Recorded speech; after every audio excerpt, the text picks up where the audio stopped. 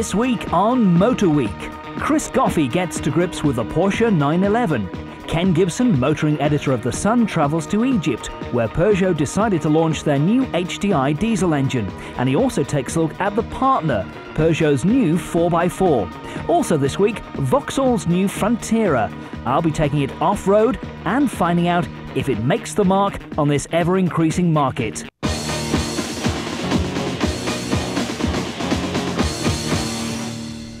Okay, true confessions of a motoring writer time. I've never really liked the Porsche 911. Now, before you reel back in amazement, let me put that in context. I drove my first Carrera RS lightweight in 1972, and I've driven most models since then, often at speed, often on racetracks.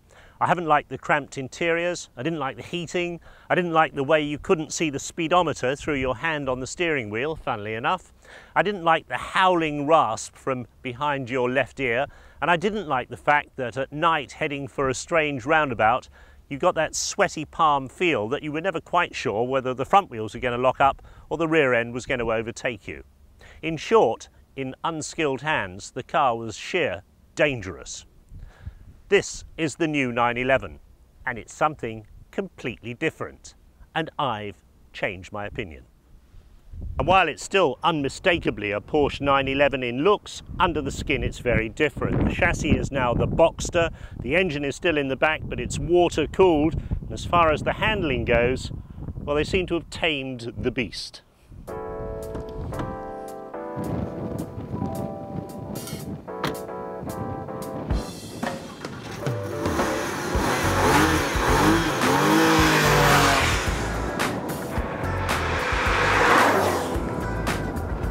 Now, I don't usually like bringing cars to test tracks to demonstrate their road handling. I think it's a totally false environment, and it gives you a wrong feeling about the car and tempts you to go a lot faster than you ever would on the public road. That said, if I'm going to demonstrate the changes in 911 handling, well, I prefer to be well off the public road. Now, let's just speed up a little bit round here. Let me show you what I mean. We've turned in sharp, building up the speed, front tyres scrabbling for grip. The car's still understeering, still very stable, and away. Now, if you'd lifted off in that situation in the old 911, well, the back would have snapped round on you with great ferocity, and you would have been very lucky indeed to have caught it, especially on a wet, greasy road.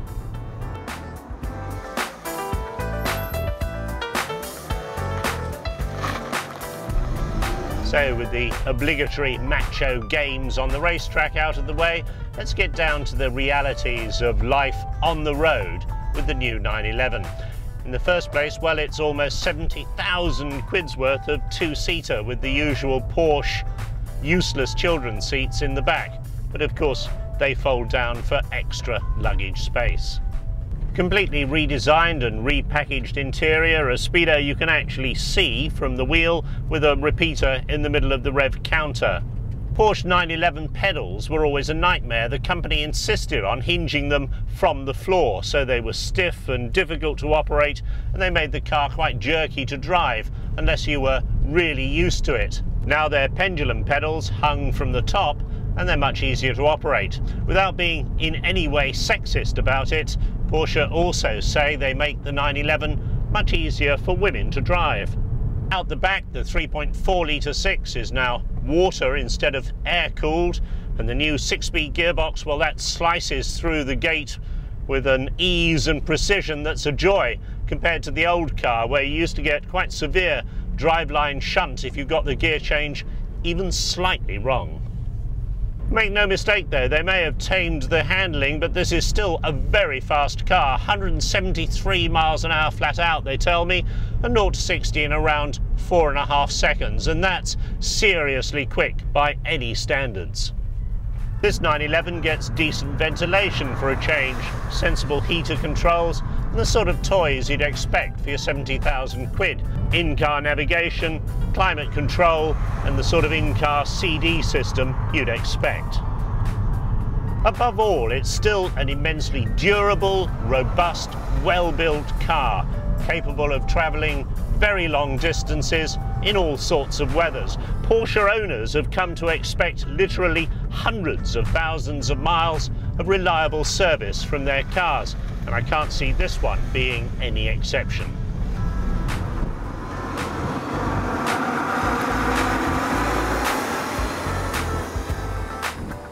.911 owners always used to boast that their cars were true driver's machines, but I never used to believe them. I always thought there were only a handful of truly gifted drivers who could control a 911 at or near its limits of adhesion, especially on wet roads and especially if a sudden emergency arose.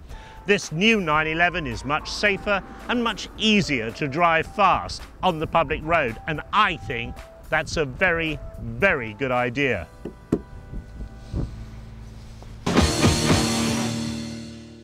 Who actually needs a 4x4 vehicle? Well, if you live out here in the glorious countryside or on a farm, then perhaps yes. But before 4x4s became fashionable, most of us managed perfectly well without them. These days, they're used for the school run, the shopping trip, and the nearest most of them come to being off-road is when they're parked on the curb. Now, over the years, most manufacturers have had a dabble at the 4x4 market, some more successfully than others. One company that has had reasonable success is Vauxhall with the Frontera. Well, now it's time for a new Frontera, and if you're wondering where it is, this is it. Honest, if we put an old-style Frontera alongside this new one, you'd be hard-pressed to tell the difference, but we're told it is an all-new car. Every single body panel has been redesigned and is new. It has a freshly restyled interior and 2 new engines.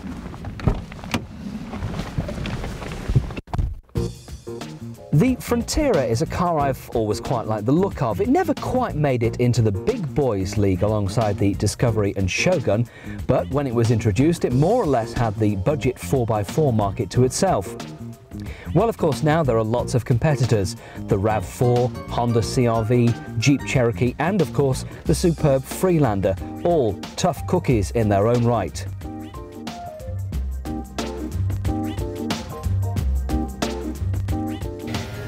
But we've decided today that rather than take the Frontera and give it a road test, have it nipping about town, parking outside our favourite wine bar, we'd bring it out here, into the countryside where this sort of car was of course designed for, and take it green laning, and dare I say, get it a bit muddy.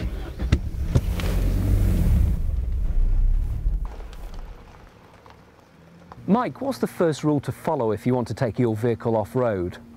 People who buy four-wheel drive vehicles, if they want to explore green roads, they need to think long and hard about it before they actually turn off the tarmac down some inviting green lane that they just happen to come across. And the main thing to do is ensure that it is actually a public highway. So where do you find out where green lanes are? I think the first thing to advise is, before people are tempted to turn off the tarmac and explore some inviting country lane that they happen to find, is to establish firstly where exactly they can go, and whether or not that lane in particular, or any other for that matter, is a public highway and carries public vehicular rights. And the best way to do that is probably to join an organisation such as the Green Lanes Association, or LARA, the Motoring Association's Land Access and Recreation Association. And people can find the details for both of those organisations in most four-wheel drive magazines. Every now and then the media seem to report that there are problems with too many 4x4 vehicles going off-road and green laning. Is this actually really a serious problem for you? The number of people using motorised vehicles on unsealed highways is very, very small. You could say that if a lot of people chose to buy their four-wheel drive vehicle and dash off down the nearest green lane, then there would be a problem. But equally, that would apply to everybody who possesses a pair of walking boots, or everybody who owns a horse. And the truth of the matter is that there are such a small number of people using green lanes that there really isn't a problem. Is it better to go green laning on your own, or do you go with a group, 2 or 3 cars? What's the best sort of situation you would advise? I think some of the problems that may occur in people's minds is that they envisage great convoys of these shiny vehicles intruding into the countryside from the towns and bringing traffic jams with them, when if you want to explore green lanes, you really should be wanting to get out into the countryside. And the prime reason for exploring green lanes should really be to get into the countryside, not to see what your motor can do. And the best way of exploring them, to enjoy the peace and quiet of the countryside, is by yourself or with another vehicle, preferably with another vehicle for safety, for if you have a breakdown or something like that. And personally, I'd take the view that two's company and three's a crowd. Some points that we've noticed whilst driving the Frontera, both on-road and off it. In low ratio, the Frontera is higher geared than a Land Rover, which came as a bit of a surprise. The engine braking isn't as good either, which could be an issue if you intend to take your car on fairly ambitious routes. The suspension travel seemed very good. We also like the idea of the fold-away wing mirrors, which, if you're in tight circumstances, could be very useful. We didn't like, though, the power bulges on the wings. For instance, a Land Rover is square, so you always know exactly how wide your car is. The Frontera, with those extra inches, extra millimetres on the wings, just gives you a bit extra to think about, particularly if you're going green laning. So if you really want to take your 4x4 off-road, or green laning as the correct term should be, and risk a few dents and scratches along the way, just remember those tips from Mike Taylor that we heard earlier. Always check that the lane is public right-of-way and not private. Otherwise you'll probably have some irate farmer chasing after you. 4x4 magazines will give you the best spots to take your vehicle. Also, we've been testing the new Frontera today, and as you can see, it's coped admirably in all the situations we've put it through. Not tremendously testing, but it's a car that you can feel confident in, and we managed to get it a little bit dirty. Coming up after the break, Ken Gibson and the challenges he faced whilst travelling through the Egyptian desert to take an exclusive look at Peugeot's new HDI diesel engine. And he'll also be driving Peugeot's new 4x4, the Partner.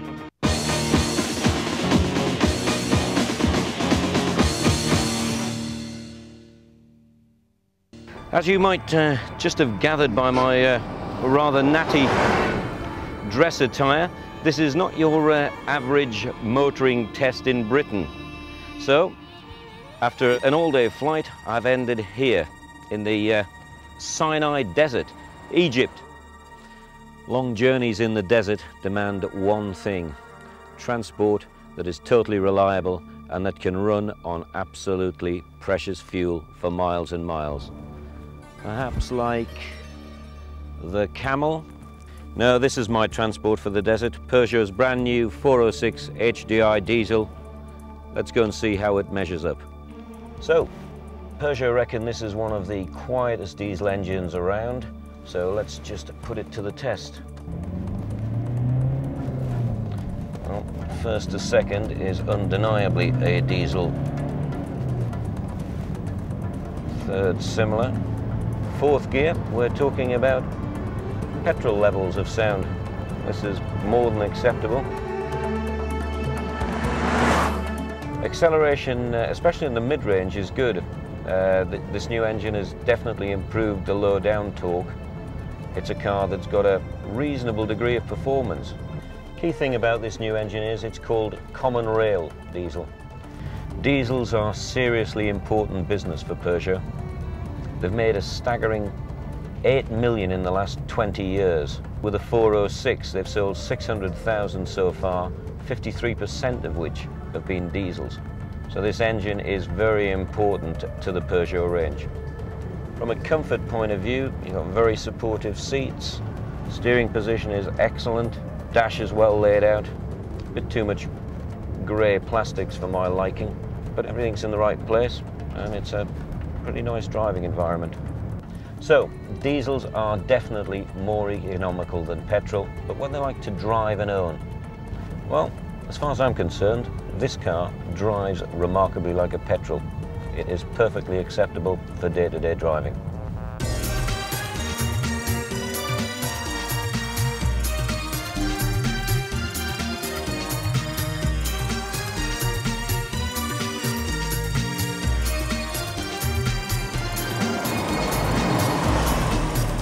Now now it's time to try out the second car on this test, the Partner 4x4, Peugeot's off-road workhorse van, out in the desert.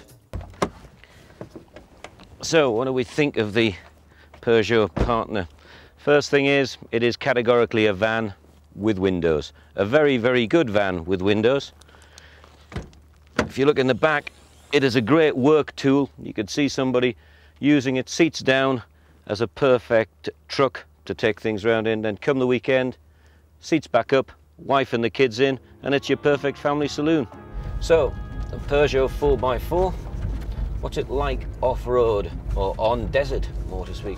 Well, it seems to handle all the bumps we've had and the terrain very well so far. It's not what you would call a pedigree 4x4, Range Rover or your Land Cruiser, but it's pretty adequate for your average punter, getting you out of the odd snowdrift, stuck in a bit of mud or through some floods. It will do a competent job in what most of us will come across.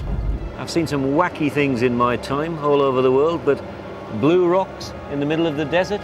Apparently some mad Belgian artist, God knows how he got here, what he was doing here, suddenly decided that the desert needed a bit of colour. So he went around everywhere painting things blue.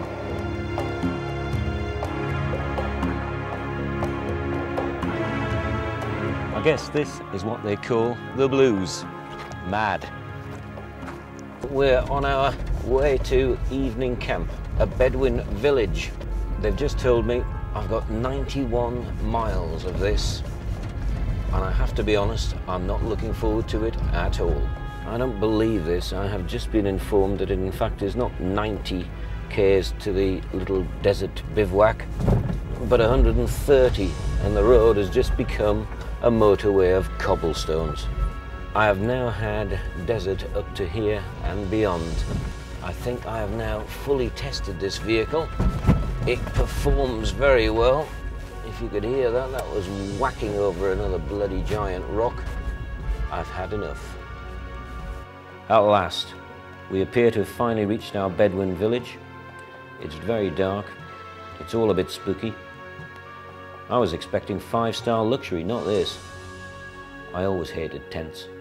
What drivers really want to know about diesels is what cost savings can the average driver make with this new engine? If I take the example of the 2-liter engine that you just drove today, if you compare it with the previous engine of slightly higher cubic capacity, the consumption will be reduced by approximately 30%. To be more precise, for a driver who would drive 60,000 miles in 3 years, it would mean an economy of approximately £1,200. Martin, what are the real benefits of common rail diesel engines? Yeah, I'm afraid it would be a little bit complicated to describe, but in 2 words, it's a way to improve the combustion by increasing the pressure at which the diesel comes in the cylinder. It is without doubt the worst night's sleep I've ever had.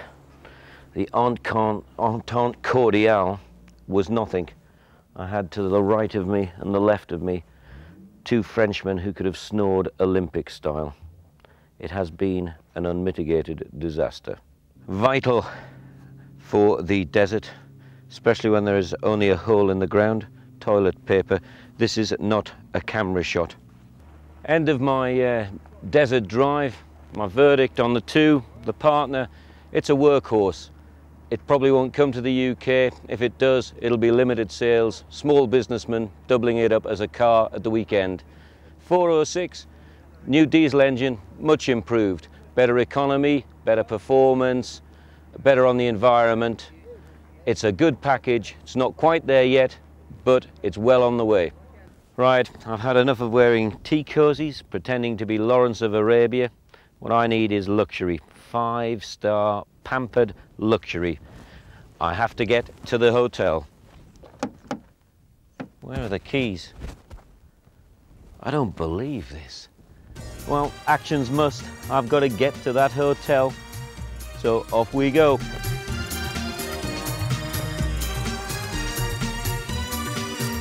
golden Bennett. So, the desert adventure is finally over. I've covered 1,000 or so miles of desert, swallowed half of the sand, but now, I have to admit, the cars are parked away and I am really looking forward to an afternoon by the pool. So it's goodbye from sunny Egypt. See you shortly. Prices for the revised A8 flagship have just been announced. The range starts with the 2.8 priced at £37,546, rising to the 4.2 Quattro Sport at £56,395. The S8 will top the range when it's introduced later this year.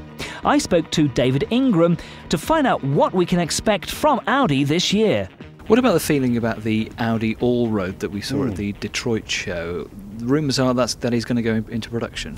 Yeah, I mean, it's still, the concept's being worked on. The reaction was very favourable, and all markets have put in their feedback from the study that was shown, so there's more work being done on that car, but I think it's fair to say that it is a market segment that you will see Audi in the future. And no plans to go sort of full scale into a 4x4, the large chunky ones that we know and love back in the UK? I think it's fair to say that anything's possible at the moment. You know, we're always looking for market opportunities, and we know with the resources now that we have, we can probably dip into any market that we feel is available to us. Motor Week had an exclusive invite to the launch of the revised A8, and you can see my report on next week's show. Other news this week, Jaguar sales have hit 50,000 for the first time in the company's history. The success comes thanks to growing demand for the V8 saloon models and the XKR, which is the best-selling sports model the company has ever had. The future looks even rosier, with the S-Type available later this year.